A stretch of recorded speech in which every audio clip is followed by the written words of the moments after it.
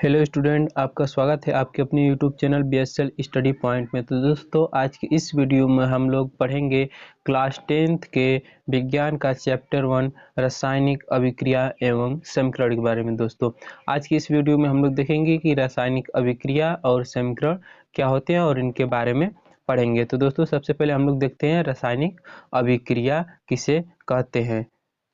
वह अभिक्रिया जिसमें दो या दो से अधिक पदार्थ आपस में मिलकर एक नए गुणधर्म वाले पदार्थ का निर्माण करते हैं। ध्यान समझिएगा दोस्तों, वह अभिक्रिया जिसमें दो या दो से अधिक पदार्थ जब आपस में मिलते हैं तो एक नए गुणधर्म वाले पदार्थ का निर्माण करते हैं। समझिए कैसे। मान लीजिए दो अलग अलग पदार्थ हैं, उनका अलग अलग गुणधर्म है। जब वे दोनों आपस में मिल रहे हैं तो उनका गुणधर्म कुछ और ही हो जा रहा है और वो एक नए पदार्थ का निर्माण कर रहे हैं और नए गुणधर्म वाले पदार्थ का। एग्जाम्पल के माध्यम से देखिए, जैसे दोस्तों मैंने एक मैग्नीशियम धातु ले लिया और एक ऑक्सीजन गैस ले ली।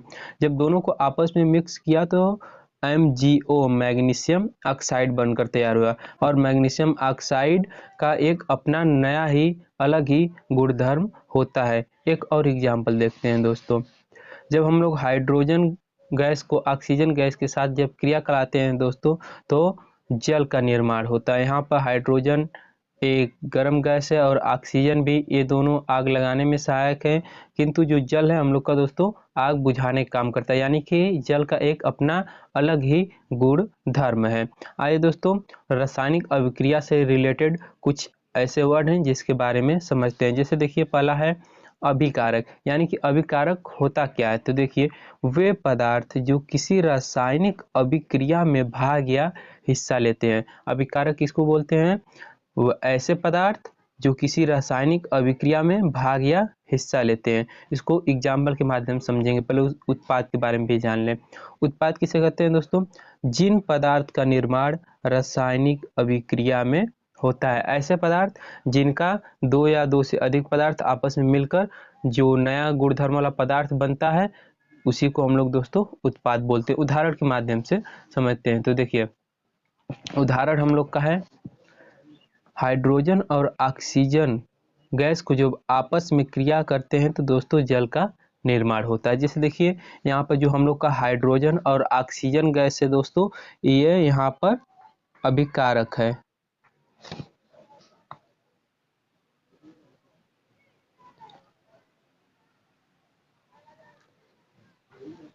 ठीक है दोस्तों, क्योंकि यहाँ पर अभिकारक का परिभाषा है कि वे पदार्थ जो किसी रासायनिक अभिक्रिया में भाग या हिस्सा लेते हैं। तो देखिए दोस्तों, यहाँ पर हाइड्रोजन और ऑक्सीजन गैस आपस में क्रिया कर रहे हैं, यानी कि ये लोग रासायनिक अभिक्रिया में भाग लिए हैं। उसके बाद मैंने आपको उत्पाद के बारे में बताया था कि जिन पदार्थ का निर्माण रासायनिक अभिक्रिया के माध्यम से होता है। तो देखिए, ये दोनों जब आपस में क्रिया करते हैं तो यहाँ पर देखिए दोस्तों जल का निर्माण हो रहा है, यानी कि जल दोस्तों हम लोग का हो जाएगा उत्पाद।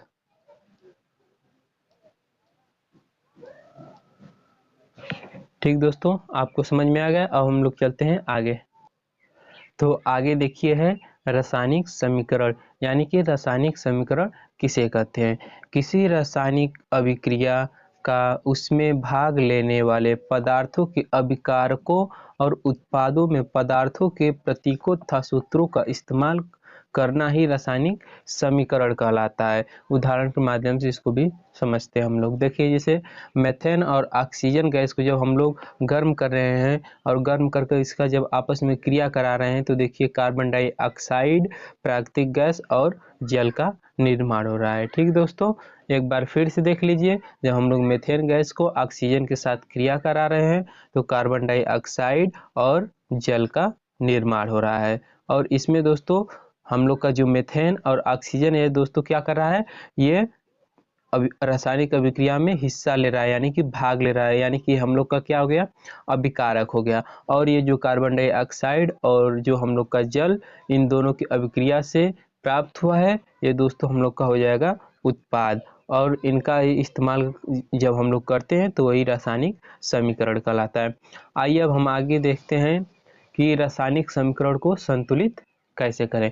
तो दोस्तों अगर आपको रासायनिक समीकरण को संतुलित करने नहीं आता तो कोई बात नहीं दोस्तों, मैं आपको बताऊंगा कि रासायनिक समीकरण को कैसे संतुलित करते हैं। तो देखिए यहाँ पर मैं आपको बताने जा रहा हूँ। तो देखिए यहाँ पर दोस्तों है सोडियम और जल, जब आपस में दोनों को हम लोग क्रिया कराते हैं तो यहाँ पे सोडियम हाइड्रोक्साइड और हाइड्रोजन गैस का निर्माण होता है। तो देखिए यहाँ पर जो हम लोग का सोडियम और जल को आपस में दोस्तों जब क्रिया कराते हैं तो इसको हम लोग क्या बोलते हैं दोस्तों, इसको बोलते हैं हम लोग अभिकारक।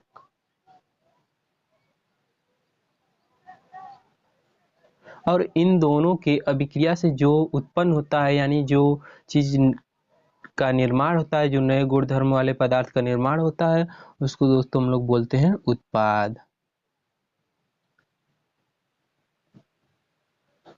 तो देखिए अब कैसे इसको हम लोग संतुलित करते हैं। तो देखिए संतुलित करने का मतलब होता है कि जितना हम लोग का अभिकारक के परमाणुओं की संख्या होगी उतने ही उत्पाद की होनी चाहिए। तो देखिए लिए संतुलित करते हैं। तो सबसे पहले हम लोग अभिकारक वाले के सभी तत्वों का नाम लिखेंगे, उसके बाद उत्पाद वाले का, फिर देखेंगे दोनों आपस में बराबर है कि नहीं। अगर बराबर है तो छोड़ देंगे, अगर नहीं बराबर है तो कैसे बराबर करते हैं मैं आपको बताने वाला हूँ। तो देखिए अभिकारक में पहला तत्व है हम लोग का सोडियम, और इसको दोस्तों हम लोग अलग अलग ग्रुप में बांट देते हैं। तो देखिए सोडियम यहाँ पर सिंगल है यानी कि अकेला है, तो सोडियम के आगे हम लोग दोस्तों एक लिखेंगे और इसका ग्रुप हो गया खत्म। उसके बाद दोस्तों उसके बाद जल है, तो जल में देखिए हाइड्रोजन और ऑक्सीजन दोनों है, तो हम लोग इसको अलग ग्रुप में कर देंगे, हाइड्रोजन और ऑक्सीजन को। देखिए दोस्तों यहाँ पर हाइड्रोजन हम लोग का कितना है, 2 है, तो यहाँ पर हाइड्रोजन 2 हो गया। ऑक्सीजन कितना है, ऑक्सीजन 1 है, तो ऑक्सीजन 1 हो गया, और इसको भी हम लोग एक अलग ग्रुप में कर देते हैं। अब अभिकारक के सभी हो गए। अब उसके बाद हम लोग आते हैं उत्पाद में।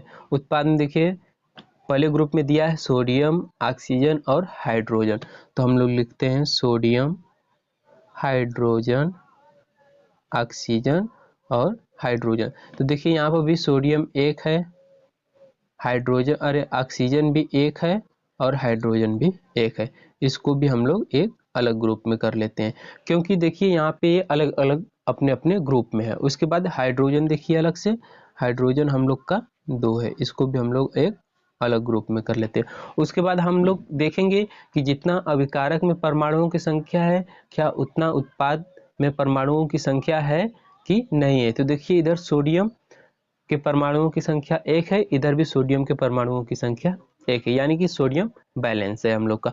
उसके बाद देखिए इधर हम लोग का हाइड्रोजन 2 है और इधर हाइड्रोजन हम लोग का 1 है एक जगह, और एक जगह हाइड्रोजन 2 है।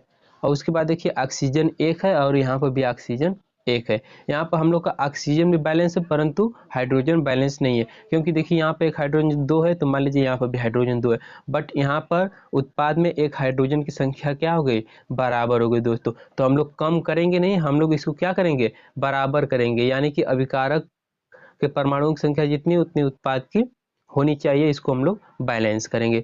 तो यहाँ पे हम लोग घटा नहीं सकते, अलबत्त जोड़ के बराबर करना चाहेंगे। तो देखिए हम लोग क्या करते हैं, और यहाँ पे हाइड्रोजन 1 है तो इसको भी हम लोग 2 बना देते हैं हाइड्रोजन बैलेंस करने के लिए। तो उसके लिए क्या करना पड़ेगा, हम लोग को यहाँ पे 2 से गुणा करना पड़ेगा। जब हम लोग यहाँ पे 2 से गुणा करेंगे दोस्तों, तो यहाँ पे पूरा इस सोडियम, ऑक्सीजन और हाइड्रोजन सभी में होगा, क्योंकि दोस्तों ये लोग अपने एक अलग ही ग्रुप में, यानी इन लोग का ग्रुप अपना अलग है। तो देखिए यहाँ पे जब हम लोग गुणा करेंगे तो सभी में 2 2 से गुणा होगा। तो यहाँ पे देखिए सोडियम हो जाएगा 2 एक कम 2, यानी सोडियम यहाँ पे 2 हो गया, ऑक्सीजन भी 2 हो गया और हाइड्रोजन भी 2 हो गया। यहाँ पे देखिए अब हाइड्रोजन इधर 2, हाइड्रोजन इधर भी 2 हो गया, परंतु देखिए अब हम लोग का सोडियम इधर 1 है और इधर सोडियम हम लोग का 2 हो गया, यानी कि हम लोग को सोडियम भी अब बैलेंस करना होगा। तो यानी कि इधर के सोडियम में हम लोग 2 से क्या करते हैं, गुणा कर देंगे। अब इधर की जब सोडियम में हम लोग 2 से गुणा करेंगे तो 2 एक कम 2, यानी कि अब हम लोग का सोडियम क्या हो गया, बैलेंस हो गया, सोडियम 2 2 दोनों साइड हो गए। उसके बाद हाइड्रोजन देखते हैं, हाइड्रोजन इधर भी 2, हाइड्रोजन इधर भी 2। उसके बाद देखिए हाइड्रोजन इधर 1 है और इधर ऑक्सीजन 1 है और इधर ऑक्सीजन 2 है, यानी कि हम लोग का ऑक्सीजन क्या हो गया, बिगड़ गया। तो ऑक्सीजन को भी हम लोग क्या करेंगे दोस्तों, बराबर करेंगे। तो ऑक्सीजन को बराबर करने के लिए हम लोग का जो H2O वाला ग्रुप है, इसमें हम लोग 2 से गुणा करते हैं।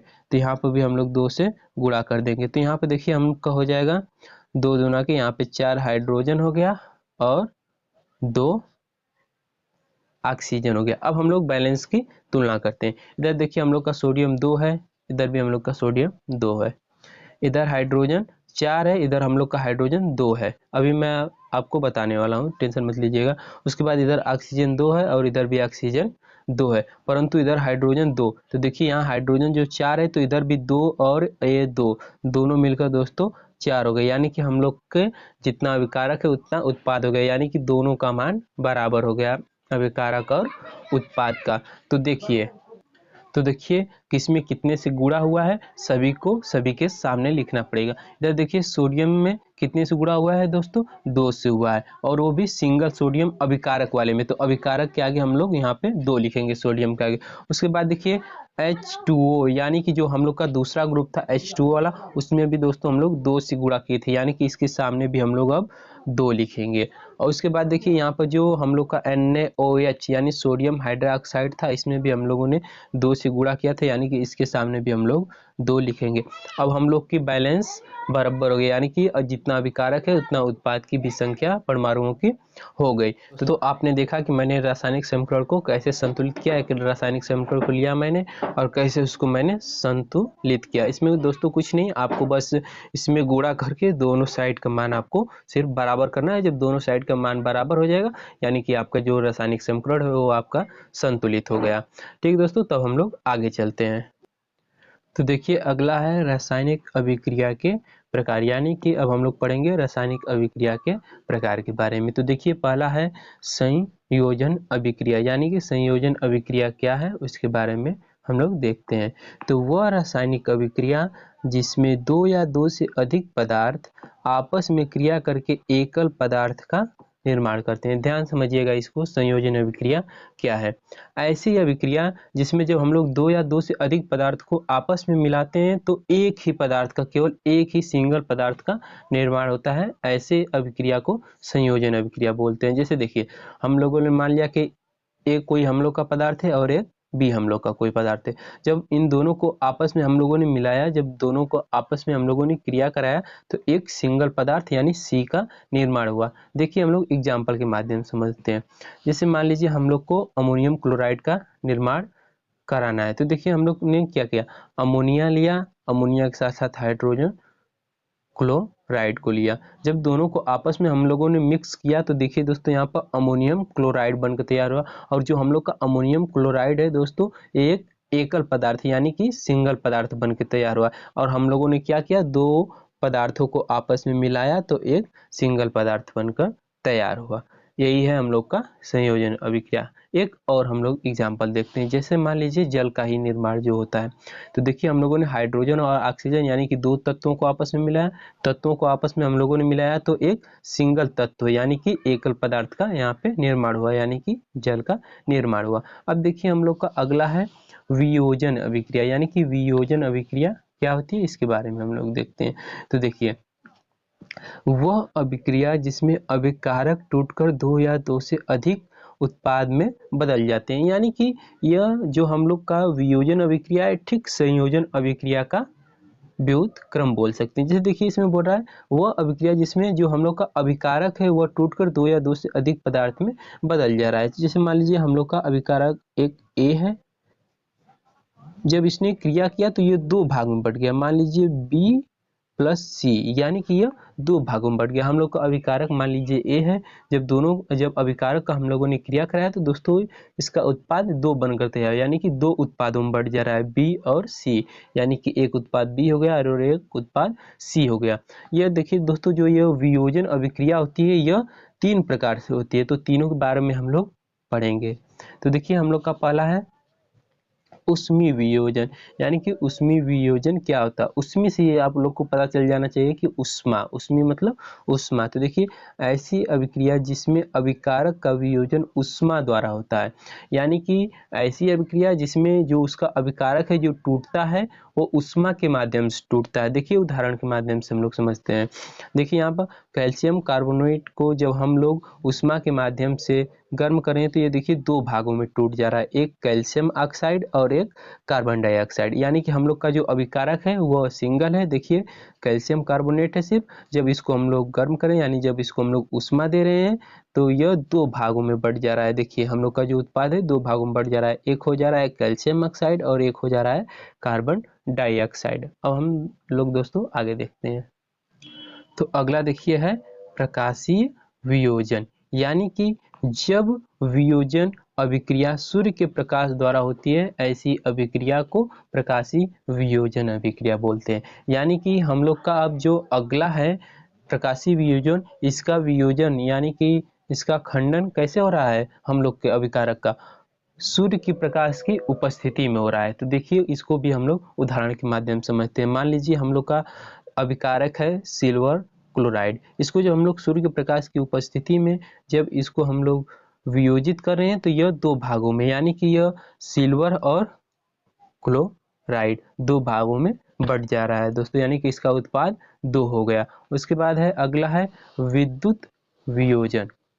तो देखिए विद्युत वियोजन क्या होता है, ऐसी अभिक्रिया जिसमें विद्युत धारा प्रवाहित करने के कारण वियोजन होता है। यानी कि विद्युत से पता चल रहा है, यानी कि इसमें विद्युत धारा जब तक हम लोग प्रवाहित नहीं करेंगे तब तक हम लोगों का जो अभिक्रिया है वह पूर्ण नहीं होगी, विद्युत वियोजन वाली। तो देखिए इसको भी हम लोग उदाहरण के माध्यम से, मान लीजिए हम लोग का जल है, इसमें जब हम लोग दोस्तों जब जल में विद्युत धारा हम लोग प्रवाहित करते हैं, हाइड्रोजन और ऑक्सीजन दो भागों में बढ़ जा रहा है। ठीक है दोस्तों, अब हम लोग का अगला है विस्थापन या प्रतिस्थापन अभिक्रिया, यानी कि हम लोग विस्थापन को प्रतिस्थापन के नाम से भी जान सकते हैं। यानी कि विस्थापन और प्रतिस्थापन, प्रतिस्थापन से आप लोग को पता चल जा रहा होगा कि इसमें एक को हटाकर दूसरा आ जा रहा है, प्रतिस्थापन हो जाता है।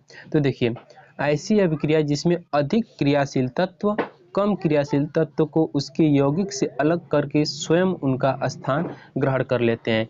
ध्यान समझिएगा प्रतिस्थापन अभिक्रिया के बारे में। ऐसी अभिक्रिया जिसमें अधिक क्रियाशील तत्व कम क्रियाशील तत्व को उसके यौगिक से अलग करके स्वयं उसका स्थान ग्रहण कर लेते हैं। यानी कि जब हम लोग अधिक क्रियाशील वाले तत्व को कम क्रियाशील वाले तत्व के साथ अभिक्रिया कराएंगे तो जो कम क्रियाशील वाला तत्व है उसको अधिक क्रियाशील वाला तत्व क्या कर देगा दोस्तों, अलग करके, और जो कम क्रियाशील वाला तत्व था उसका स्थान भी ग्रहण कर लेगा। तो आइए इसको एग्जाम्पल के माध्यम से समझते हैं। जैसे मान लीजिए हम लोग का है जिंक और है हम लोग का कॉपर सल्फेट। जब इन दोनों को आपस में हम लोगों ने मिलाया, जब इन दोनों को आपस में हम लोगों ने क्रिया कराया इन दोनों का दोस्तों, तो देखिए यहाँ पर जो हम लोग का जिंक था कॉपर को हटाकर अपने आप को स्थान यहाँ पर ले लिया। यानी कि हम लोग का जो जिंक है वो कॉपर की अपेक्षा क्या है, अधिक क्रियाशील है, तभी तो कॉपर को यहाँ से हटाकर जिंक ने अपने आप को स्थान ले लिया। और यहाँ पे देखिए जो कॉपर सल्फेट था वो अभिक्रिया के बाद यहाँ पर बन जा रहा है जिंक सल्फेट।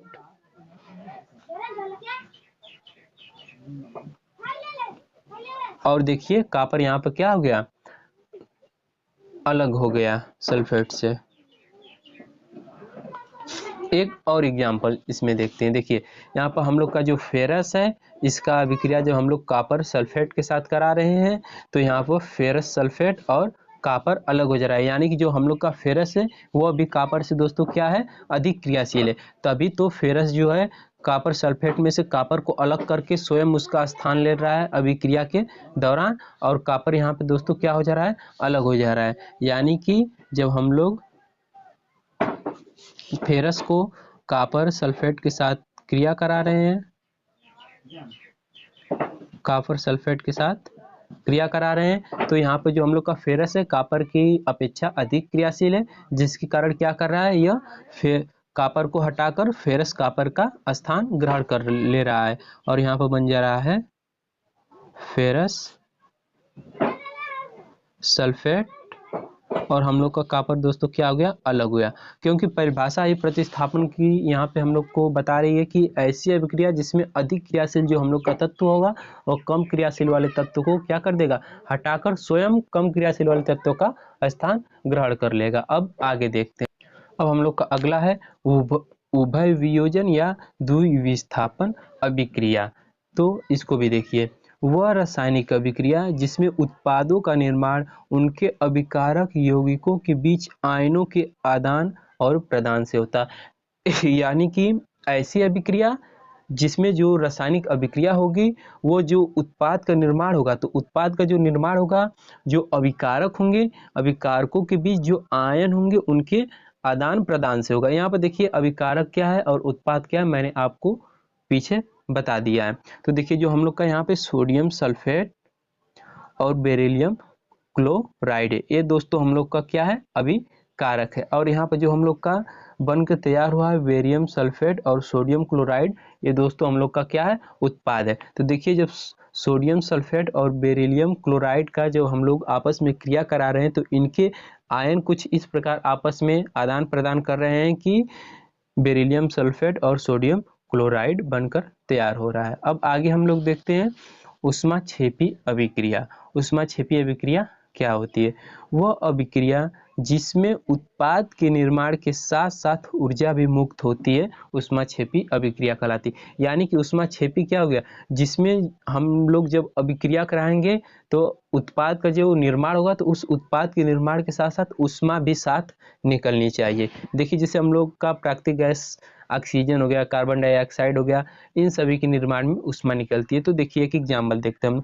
जब हम लोग मेथेन, जो हम लोग की गैस है, मेथेन को जब हम लोग ऑक्सीजन के साथ क्रिया कराते हैं, तो यहाँ पे देखिए प्राकृतिक गैस कार्बन डाइऑक्साइड का निर्माण होता है और जल का, और साथ ही इनके साथ ऊष्मा भी निकलती है बाहर। अब अगला हम लोग का है ऊष्मा शोषी अभिक्रिया। यानी कि ऊष्मा शोषी अभिक्रिया क्या है, उसके बारे में देखते हैं। वह अभिक्रिया है जिसमें ऊष्मा का अवशोषण होता है तथा यह अभिक्रिया उच्च ताप पर स्वतः हो जाती है। यानी कि ऐसी अभिक्रिया, देखिए हम लोग का जो ऊष्माक्षेपी अभिक्रिया था, इसमें ऊर्जा मुक्त हो रही थी, यानी कि ऊष्मा जो थी वह मुक्त हो रही थी। लेकिन ऊष्मा शोषी अभिक्रिया में देखिए यहाँ पर क्या हो रही है, यहाँ पर ऊष्मा का अवशोषण हो रहा है, यानी कि ऊष्मा ग्रहण की जा रही है और यह अभिक्रिया उच्च ताप पर अपने आप ही हो जाती है। उदाहरण के माध्यम से समझते हैं। देखिए उदाहरण क्या हम लोग का, जब नाइट्रोजन और ऑक्सीजन के मिश्रण को उच्च ताप पर गर्म करते हैं तो नाइट्रिक अम्ल का निर्माण होता है और नाइट्रिक ऑक्साइड का निर्माण होता है। तो देखिए यहाँ पर हम लोग का मान लीजिए अभिकारक है नाइट्रोजन और ऑक्सीजन, जब इन दोनों का आपस में हम लोगों ने क्रिया कराया तो यहाँ पर हम लोग का नाइट्रिक ऑक्साइड बना, और साथ ही में देखिए हम लोग की 45 किलो कैलोरी जो थी वो क्या हुई, अवशोषण हुआ ऊष्मा का 45 कैलोरी का। ठीक है दोस्तों, तो अब हम लोग नेक्स्ट देखते हैं। तो अगला हम लोग का है ऑक्सीकरण किसे कहते हैं? तो वह अभिक्रिया जिसमें किसी पदार्थ में ऑक्सीजन की वृद्धि होती है या हाइड्रोजन का ह्रास होता है, यानी कि हाइड्रोजन वहां से अपना स्थान छोड़ देता है। तो देखिए ऑक्सीकरण किसे कहते हैं? ऐसी अभिक्रिया जिसमें ऑक्सीजन की वृद्धि, यानी कि ऑक्सीजन मिलता है, और हाइड्रोजन का ह्रास होता है, यानी हाइड्रोजन निकलता है। जैसे देखिए हम लोग देखते हैं कार्बन और ऑक्सीजन का जब हम लोग आपस में क्रिया कराते हैं तो कार्बन डाइऑक्साइड बनकर तैयार होता है। यानी कि देखिए यहाँ पे हम लोगों ने जब आपस में क्रिया कराया तो यहाँ पे कार्बन के साथ क्या दोस्तों हम लोग को प्राप्त हुआ, ऑक्सीजन। यानी कि यहाँ पे ऑक्सीजन क्या हो रही है दोस्तों, वृद्धि हो रही है। यानी कि यह कैसी अभिक्रिया है, यह ऑक्सीकरण अभिक्रिया है। अगला हम लोग का दोस्तों है अपचयन। तो अपचयन अभिक्रिया क्या है? वह अभिक्रिया जिसमें किसी पदार्थ में हाइड्रोजन की वृद्धि या ऑक्सीजन का ह्रास होता हो। यानी कि जो हम लोग का अपचयन है, ठीक ऑक्सीकरण का उल्टा है। ऑक्सीकरण में दोस्तों क्या हो रहा था कि ऑक्सीजन की वृद्धि हो रही थी और हाइड्रोजन का ह्रास हो रहा था। यहाँ पे हाइड्रोजन की वृद्धि हो रही है और ऑक्सीजन का ह्रास हो रहा है। इसका भी उदाहरण हम लोग देखते हैं। जैसे देखिए कॉपर ऑक्साइड है और इसका जब हाइड्रोजन के साथ अभिक्रिया करा रहे हैं हम लोग, तो कॉपर के साथ साथ जल का निर्माण हो रहा है। यानी कि जो हम लोग का हाइड्रोजन था, हाइड्रोजन की वृद्धि तो हो रही है, साथ ही ऑक्सीजन का देखिए यहाँ पर ह्रास हुआ है। यहाँ पे देखिए कॉपर ऑक्साइड था, यहाँ पे सिर्फ कॉपर हो गया, यानी कि जो हम लोग का ऑक्सीजन था उसका दोस्तों क्या हुआ है, ह्रास हुआ है। तो दोस्तों आज की इस वीडियो में हम लोगों ने कंप्लीट चैप्टर 1 रासायनिक अभिक्रिया एवं समीकरण के बारे में चर्चाएं की। अगर दोस्तों अगर आपको यह वीडियो अच्छी लगी हो तो ज़्यादा से ज़्यादा दोस्तों तक अपने शेयर करें।